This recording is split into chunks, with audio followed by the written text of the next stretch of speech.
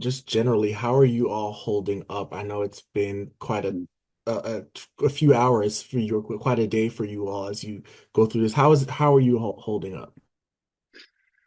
I'm tired, but that's really been the state of many in our community. We've had a heavy afternoon, a lot of emotion, a lot of exhaustion, a lot of fear, a lot of anxiety. Um, but we're offering each other our presence, and I saw that today firsthand as we were with the parents and giving them comfort and guidance as we waited for their children, not knowing exactly the entire situation and the number of children that were hurt or not hurt. The parents didn't really know, and so it was a very anxious couple of hours as we waited for those children to step off the bus.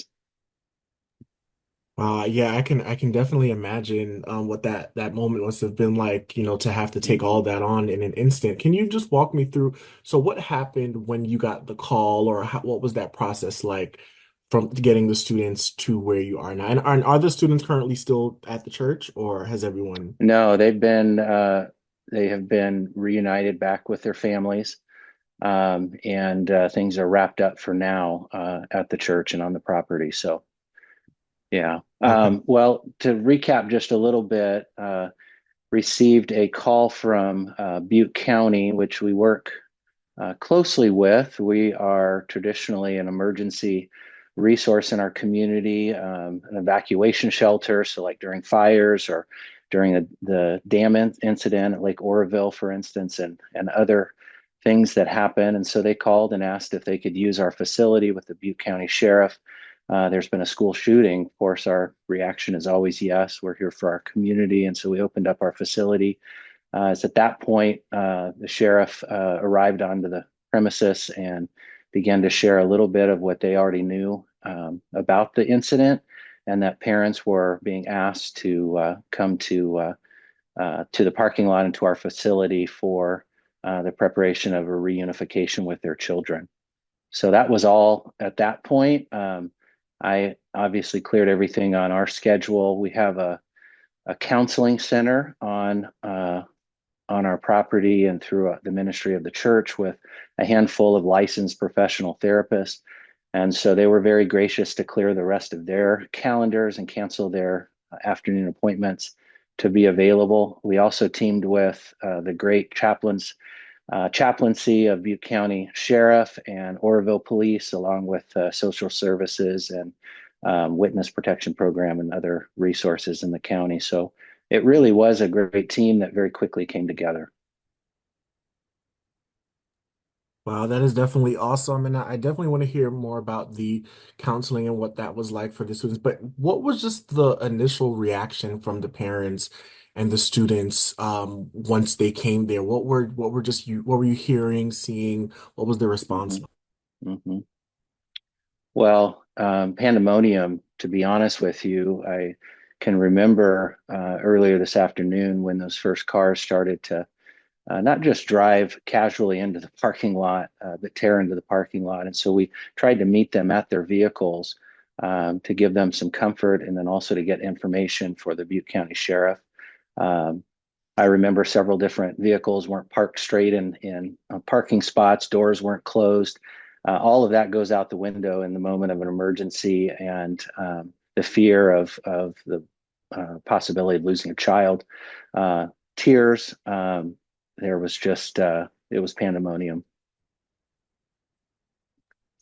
Wow, I can imagine. And so have the police told you anything about the investigation or where they are right now? Or I mean, we know that obviously the suspect has died from a self-inflicted gunshot wound and but ha I know that they're investigating. Have they told you anything lately? And what is the latest that they've told? They haven't released finalized information, so I'm not sure that the little bit that they have shared with me, if I should share that, but they have given some information about two students at the school that were injured. I haven't received the latest update on their condition and whereabouts. but I do know that those two individuals have been wounded, two children. Yeah, definitely. And, we are still waiting to see what their condition is like and hope, keep staying positive that everything will be Mhm. okay on that end. So the students are there. What is happening once the students are there and the counselors, what is that process like? What are just the thoughts that are going through their mind and what does the process to, I guess, or let me not even put words in your mouth. You could just explain to me what Hmm. was that counseling process like? Yeah.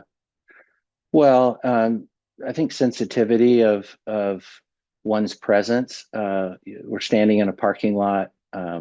Parents are coming in, jumping out of their cars, trying to get the information.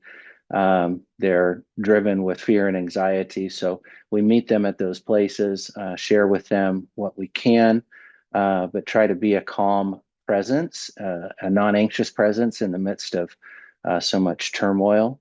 Some parents, they receive that very well. I can't tell you how many hugs and heads were on my shoulder today. Um, and some people, they're not wanting a hug. They're kind of pulling back and they need some space. And so we offer ourselves and do what we can in those points. But we all process differently in the midst of trauma and crisis. So, yeah, sensitivity. I think the counselors and pastors, chaplains did a great job this afternoon with the parents, and very proud of everybody. Yeah, I'm sure they are all grateful for that. And just on a bigger scale, the sheriff in the her latest press conference said something along the lines of this, community has experienced so much trauma already, and you sort of alluded to it a little bit early on. What is the impact of this type of event in your community? Well, I think the word that comes to mind is it's collective, collective trauma. It's not just been one trauma or two instances of trauma. This is trauma upon trauma that is collective in terms of a community. And so the impact of it, I could see it today in the parents' eyes and the family's eyes. This sense of exhaustion. How long? One woman did say those very words to me. How long? I heard someone else also say to me, "Will this ever stop?" Or "Not us again." And so, trying to kind of be there in the midst of that collective trauma was something that was both, it was an honor to share that with those people, because our humanities come out when we get a sense of our need. And you know what, one of the women that I was speaking to during that time, she said something to the effect of, in instances like this, things become awfully crystal clear or something like that. And I thought, how true and how well said that is. The things that we were worrying about this morning aren't so important in this moment. And so it does give you a little bit sharper vision on what really matters and the priorities of life. So, yeah, Yeah, absolutely. I can definitely imagine. And, our thoughts are definitely with you all as you process this. thank you. What happens next, I guess, with your role in the church or with the students? I know that the school is on lockdown. I don't know if any information you can provide about what will happen going forward. Sure. Well, resources were being made available to children and their families, witness protection programs, resources through uh, licensed professional counselors and therapy. These children, each and every one of them, through the things that they heard and witnessed, the trauma that they experienced. This is going to be a long, sensitive, and very important road for those that are caring for them to walk with them into the future.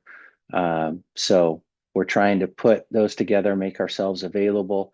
Obviously, we can't force those resources upon anyone, but I'm just praying and hoping that those families would allow their community and churches and social organizations in the community to step in and to provide that much needed resource.